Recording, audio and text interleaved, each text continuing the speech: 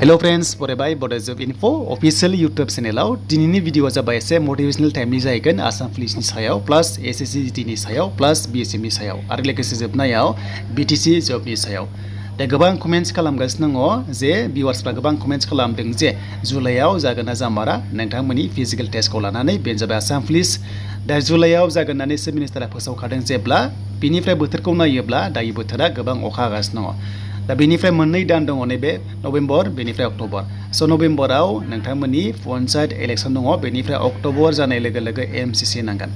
जुदि इलेक्सन जायोबा एमसिसि नाङाबा जेबो इन्टारभिउ एबा एग्जाम लानो हाया स' बियो राइट्स गैया अके बे जाबाय मडेल कड अफ कन्डाक्ट नांगौबा बे जाया दा बेखायनो नभेम्बराव पन्चायत इलेक्सन दङ बेनिफ्राय एमसिसि नांगोन अक्ट'बराव अब्ला बे दान मोननैखौ जोङो दोनथ'बाय ब्रेकेटआव अके नाथाय बिनि सिगां जुदि रिलिज जानोबा बिथांमोना प्रसेसखौ खालामनांसिगोन बेनो जाबाय जुलाइनिफ्राय थ' जुलाइनिफ्राय जुलाइ आगष्ट सेप्तेम्बराव बे दान मोनथामाव बिथांमोना साख्रि होगोन बायदि कन्डिसन जाना दङ जुदि चिफ मिनिस्टार बुंनाय बायदिब्ला स' बेखायनो प्रेक्टिसखौ नागारथ'नाङा नोंथांमोना जेसेबांनो प्रेक्टिस खालामगोन एसेबांनो इमप्रुभ जागोन आरो नैबे आसाम पुलिसाव प्रेक्टिस खालामनायानो नोंथांमोना गुबुन जबाव चान्सखौ मोनगोन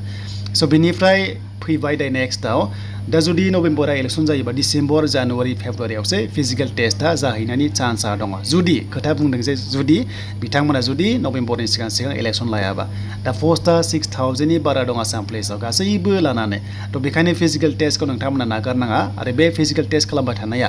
आपकामिं एसएससिआव गोबां नोंथांमोना मोजां जागोन आरो लोगोसे टि आर्मि दा टि आर्मि रिलिज जानो गोनां दङ बे जाथारसिगोन आसामाव गोबां पस्ट दङ प्लास एसएससिआवबो गोदान जिडि कनस्टेबल फैगासिनो दङ स' टि आर्मिनि रिलिया अनलि 1600 मिटार्सल' जायो अके 18निफ्राय 42 इयार्ससिम बेयाव हागोन देन बीएसएफनि हेड कनस्टेबल नोंथांमोना फार्स्टआव फिजिकेल जागोन बेनो जाबाय नोंथांमोननिया 1600 मिटार्सल' होमबानाय दा आसाम पुलिसाव प्रेक्टिस खालामनाया बेयाव डाइरेक्ट फिजिकेल टेस्टआव मोजां खामानि होगोन प्लास एसएससि जिडि कनस्टेबलाव पस्टआ बारायबाय स' बेखायनो आसाम पुलिसनि केन्डिडेटफ्राबो एसएससिआव पास जाना दङ दा बिथांमोना खम कार्टबावनो एभारेज कार्टबावनो साख्रि लानो थांगासिनो दङ दा बेखायनो आसाम पुलिसाव फिजिकेल टेस्ट खालामनाया एसएससिआवबो गोबां खामानि होगोन दा बेखायनो आं मोनसे रिक्वेस्ट खालामदों जे नोंथांमोना थांनाय बारा जुदि 67 68आव साख्रि मोनदोंबा देग्लायबो बेबादियावनो नोंथांमोना मोननायनि चान्सआ दङ नाथाय बे अफिसियेल नङा जेब्ला अफिसियेल फैगोन काट अफ थाबैनो फैबावगोन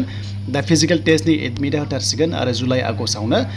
फिजिकेल टेस्टआ जागोन दा बेखायनो मोनसे चान्स जुदि एसएससिआ लानो हायोबा आसाम पुलिसाबो लानो हायो स' बेखायनो 100% रिलिया जानायनि चान्सआ दङ नाथाय जुदि जायाबा 2022खौ नोंथांमोना लाहरनो हागोन स' बेनिफ्राय थांनाय बाराव 2021 22 23आव साख्रि मोननायफ्राबो गोबां स्ट्रागल खालामनांदों गोबां स्ट्रागल खालामनानै बिथांमोना दिनैनि दिनाव सासे आसाम पुलिसाव साख्रि मावगासिनो दङ स' बेखायनो नोंथांमोनाबो जस थानांगोन आरो लोगोसे नोंथांमोनाबो 100% साख्रि मोनहैगोन आसाम पुलिसाव एबा एसएससिआव दा बेनो आरो नोंथांमोना जेबो बेवहाय गोनो गोथो दाजा दा फिजिकेल टेस्टआ जामारोबा नैबे जुन दाननि गेजेरावनो नटिस मोनगोन आसाम पुलिसनिफ्राय आरो जेब्ला जायो नोंथांमोना आपडेटखौ मोनगोन प्लास डिफेन्सआवल' साख्रि नागिरबाय थायोबा नोंथांमोना आरोबाव एक्सट्रा चान्सबो लानो हायो बेनो जाबाय सिभिल जबाव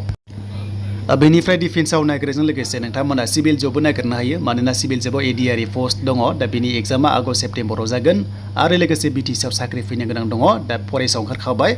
आरो जुदि आंनि इनफरमेसना जुदि रं नङाब्ला गोरोन्थि नङाबा थाबैनो बिटिसिआव माखासे पस्ट ग्रेड 3 आरो ग्रेड 4आ फैगासिनो दं होननानै सर्सनिफ्राय मोननाय जादों दा नाथाय बे सर्सआ अफिसियेल नङा मानोना बिटिसिनिफ्राय साख्रि फैनो गोनां दंखायो जानो हागौ फैमारगोमो जानो हागौ आरो जेब्ला फैयो नोंथांमोना बिटिसिनि अफिसियेल साइडआव मोनगोन दा बिटिसिआव साख्रि होनायनि टाइमा जाबाय मानोना गोबां रायजो राजाफ्रा नेगासिनो दङ आरो लोगोसे जेब्ला फैयो आं नोंथांमोनजोंहाय आपडेटखौ लाबोफिनखागोन दा जायखिजाया आसाम पुलिसनि जायनोखि केन्डिडेट्स नोंथांमोना ट्राइ खालामनांगोन एडिआरइआवबो आसाम पुलिसनि लोगोसे एसएससिआवबो आरो बीएसएफआवबो